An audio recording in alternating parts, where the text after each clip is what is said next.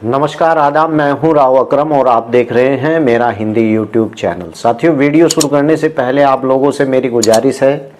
कि मेरे इस चैनल को आप लोग सब्सक्राइब कर लें और साथ में बेल आइकन की घंटी को तो दबाना ना भूलें। और एक ज़रूरी बात, अगर आप लोगों को इस वीडियो के मुताबिक मुझसे कोई जानकारी लेनी है तो डिस्क्रिप्शन में मेरा मोबाइल नंबर है, लेकिन मैंने वहां पहले ही नोट करके लिखा हुआ है कि वही व्यक्ति मुझसे संपर्क करे जो व्यक्ति मेरे चैनल को सब्सक्राइब करके मुझे स्क्रीनशॉट मेरे व्हाट्सएप पर भेजता है। वरना मुझे ऐसा व्यक्ति कॉल ना करे जो व्यक्ति मेरे चैनल को सब्सक्राइब नहीं करता है और बेवजह मेरा भी समय खराब करता है। तो चलिए आज जानकारी लेते हैं कि अगर आपके ग्राम प्रधान के द्वारा आपकी ग्राम सभा के अंदर भ्रष्टाचार किया है या उसके द्वारा विकास के नाम पर लोगों से पैसा खाया गया है या फिर ग्राम सभा की संपत्ति अथवा धन के खोने और हास तथा दुरुपयोग के लिए उसके लिए क्या दंड हो सकता है।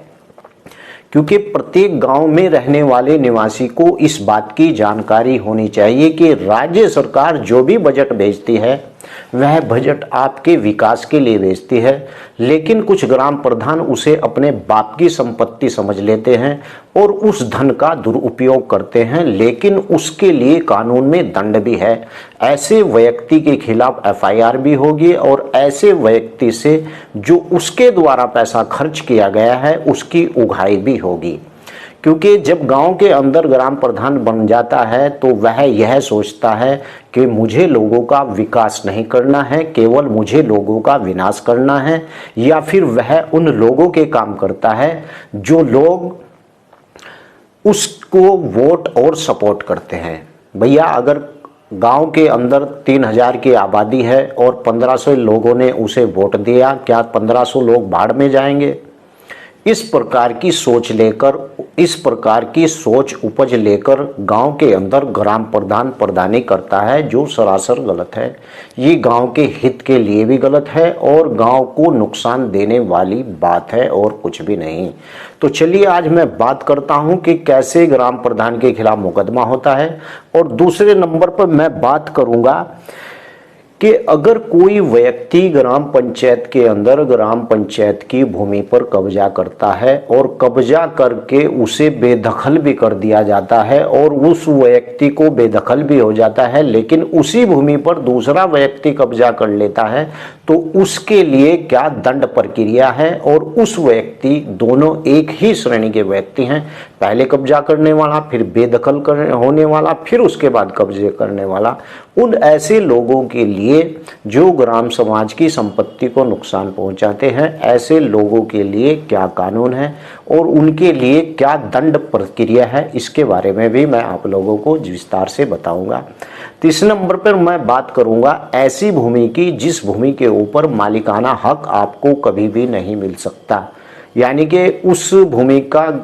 पट्टा तो हो सकता है, लेकिन उस भूमि पर आपको मालिकाना हक नहीं मिल सकता। तो चलिए वीडियो शुरू करते हैं। वीडियो शुरू करने से पहले आप लोगों से गुजारिश है कि अगर जो लोग नए आए हैं उनसे प्लीज़ मेरी रिक्वेस्ट है कि वह मेरे चैनल को सब्सक्राइब कर दें और वीडियो को शेयर और लाइक करना ना भूलें। तो चलिए शुरू करते हैं। साथियों, धारा 123 का यानी कि ग्राम सभा की संपत्ति अथवा धन के खोने, हास अथवा दुरुपयोग के लिए क्या दंड है। यानी कि भूमि प्रबंधक समिति का प्रत्येक सदस्य इस अधिनियम के अधीन ग्राम सभा के निहित यानी कि किसी भी संपत्ति के खोने, हास अथवा दुरुपयोग करने के लिए उत्तरदायी होगा। यदि ऐसा खोने या फिर हास अथवा दुरुपयोग उसकी भू प्रबंधक समिति के सदस्य होते हुए उसकी उपेक्षा अथवा मिथ्याचार का प्रत्यक्ष परिमाण हो। यानी कि हमें यह पता होना चाहिए कि उस व्यक्ति का हमारे पास प्रत्यक्ष प्रमाण है कि उस व्यक्ति के द्वारा ग्राम के धन को या फिर ग्राम भू को नुकसान पहुंचाया गया है, उसका पूरा प्रत्यक्ष प्रमाण आपके पास होना चाहिए। और ग्राम सभा की किसी ऐसे सदस्य द्वारा जो संबंधित मंडल सर्किल में रहता हो यानी कि नियत प्राधिकारी की पूर्व आज्ञा के अथवा भूमि प्रबंधक समिति द्वारा प्रतिकार के लिए वाद प्रस्तुत किया जा सकता है। यानी कि ऐसे भ्रष्टाचारियों के लिए भी वाद प्रस्तुत किया जा सकता है। कानून यह कहता है, यदि नियत प्राधिकारी उपधारा 1 के अधीन वाद प्रस्तुत करने की स्वीकृति दे देता है अथवा स्वीकृति नहीं देता है, तो सबूत सदस्य ऐसी अस्वीकृति या स्वीकृति से 30 दिन के भीतर राज्य सरकार के पास अथवा नियत अपीलीय प्राधिकार के समक्ष उक्त स्वीकृति अस्वीकृति के विरुद्ध अपील दायर प्रस्तुत कर सकता है। यानी कि राज्य सरकार जो स्वयं में उपधारा 1 के अधीन जो उल्लेखित वाद प्रस्तुत कर सकती है। तो साथियों, इस प्रकार से ऐसे ग्राम प्रधान के खिलाफ और ऐसी भू प्रबंधक समिति के खिलाफ जो भी सदस्य गलत तरीके से कार्य करता है उनके खिलाफ मुकदमा हो सकता है। अब बात करते हैं धारा 123 के बारे में, यानी कि ग्राम सभा की भूमि अध्यासन के लिए दंड। यानी कि मैंने आपको बताया कि लोग ग्राम समाज की भूमियों पर अधिकतर कब्जा कर लेते हैं, तो उनके लिए क्या दंड है। जहां किसी व्यक्ति को ग्राम सभा के नियत किसी भूमि से इस अधिनियम के अधीन बेदखल कर दिया गया है, यानी कि उस भूमि पर पहले उसका कब्जा था और फिर उससे बेदखल कर दिया गया है, और वह व्यक्ति या कोई अन्य व्यक्ति जो उसके माध्यम से या अन्यथा दावेदार हो, तत्पश्चात यानी कि विधि पूर्ण प्राधिकार के बिना ऐसी भूमि या उसके किसी भाग पर कब्जा यानी अध्यासन करता है, वहां ऐसा अध्यासी कारावास से इसकी अवधि 3 वर्ष हो सकती है। यानी कि 3 वर्ष की उसे कैद भी हो सकती है, या फिर जुर्माने या दोनों ही दंड होंगे। कैद भी होगी और उसका जुर्माना भी उसके खिलाफ उसे भरना पड़ेगा। यानी कि धारा उपधारा 2 और 1 के अधीन किसी व्यक्ति को दोषी ठहराने वाला न्यायालय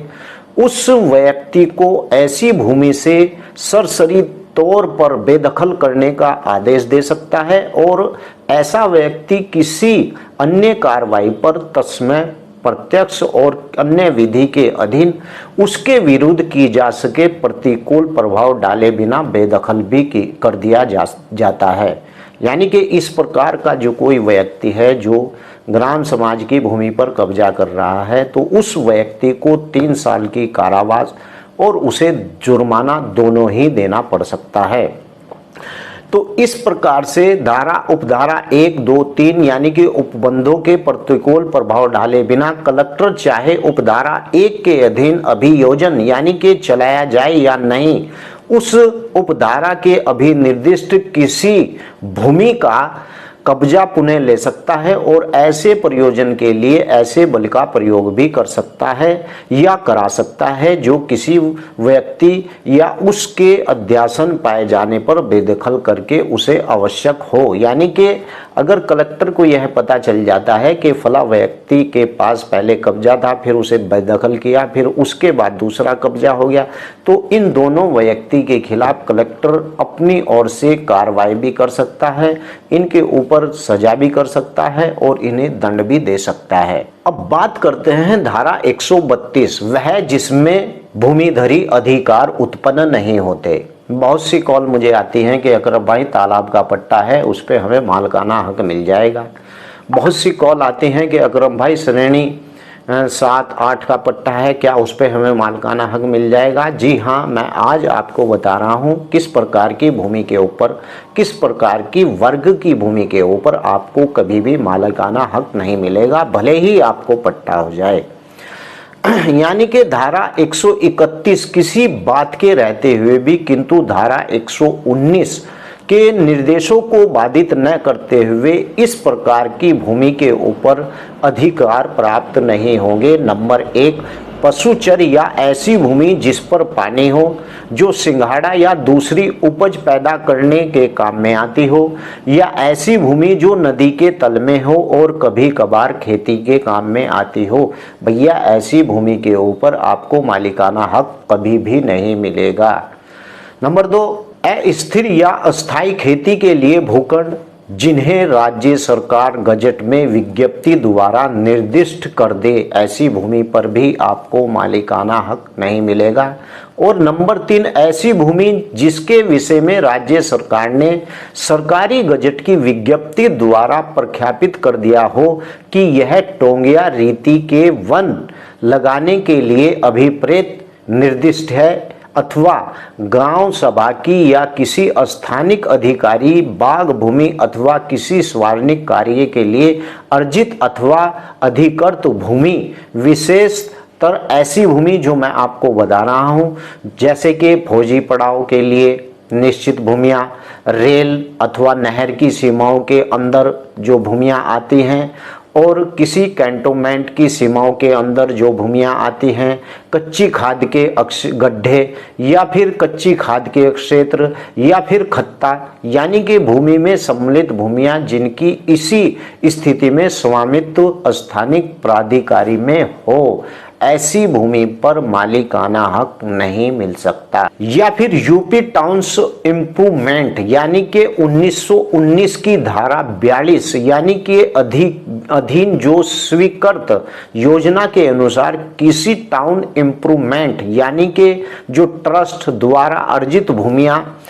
अथवा यूपी नगरपालिका अधिनियम 1916 के धारा 8 के खंड क में अथवा ग में उल्लेखित प्रयोजन के निमित्त नगरपालिका द्वारा अर्जित भूमियां, और उत्तर प्रदेश जो चकबंदी अधिनियम 1953 के अधीन जो सार्वजनिक परियोजनार्थ के लिए विनिर्देशित की गई भूमियां हैं, ऐसी भूमि के ऊपर आपको कभी भी मालिकाना हक नहीं मिल सकता है। आशा करता हूं कि आप लोगों को मेरी इस वीडियो से काफ़ी जानकारी मिली होगी।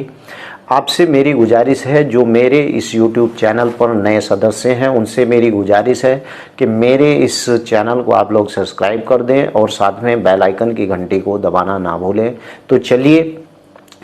फिर मुलाकात होती है। जय हिंद, जय भारत, खुदा हाफिज।